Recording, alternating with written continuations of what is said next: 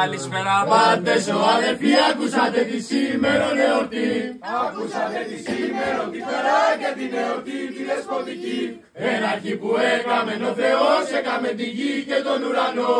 Δεύτερο δε πάλι από αυτά, έκαμε τα μέτρα και τα φυτά. Τη σήμερα έκαμε δε το φως, ο δε σκοτός έκαμε της νυχτός. Τέταρτο δε πάλι με αρμονία συνάξε το είδωρ από τη γη. Θάλασσα δε πέμπτο και ποταμού στο Μεγάνη Ορδάνη κι άλλους πολλούς. Έκτοτε των άνθρωπων από γης και εις όλα αυτά εξουσιαστής. Ο Αδάμ και η Εύα εμαρτήσαν και την αμαρτία μας άφησαν. Και του Θεού δεν είπαν πως έφτεξαν, μόνο εις τον όφη το έριξαν.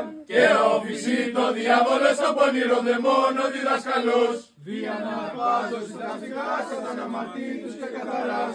Σήμερον τα φώτα και ο φωτισμός και του Ιησού μας ο βαπτισμός. Σήμερον τα άστρα φωτίζονται και όλα τα νερά αγιάζονται. Σήμερα βαπτίζεται ο Χριστός εις τον Ιορδάνη τον ποταμό. Ιωάννη πρόδρομε λέγωσε και στο βαπτισμό μου γυρεύωσε.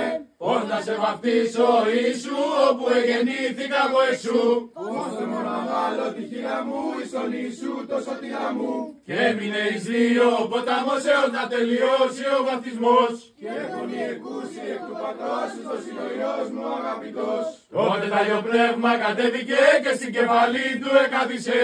Βλέπω τους αγγέλους να ψάρουσι και το αλληλούια να κράζουσι. Λοιπόν παρακαλούμε χριστιανοί να πανηγυρίσουμε εορτή. Να πανηγυρίσουμε τη χαρά και την εορτή τη δεσποτική. Τότε των φτωχών των μνημόσυνων και στον Ιησού το πάντο φροσινό. Τότε ο Ιησούς μας χαίρεται και εις τον παράδεισο μας δέχεται. Καλή χρονιά, παιδιά, καλή χρονιά. Έλα, ποιος είναι ο Νταμίας?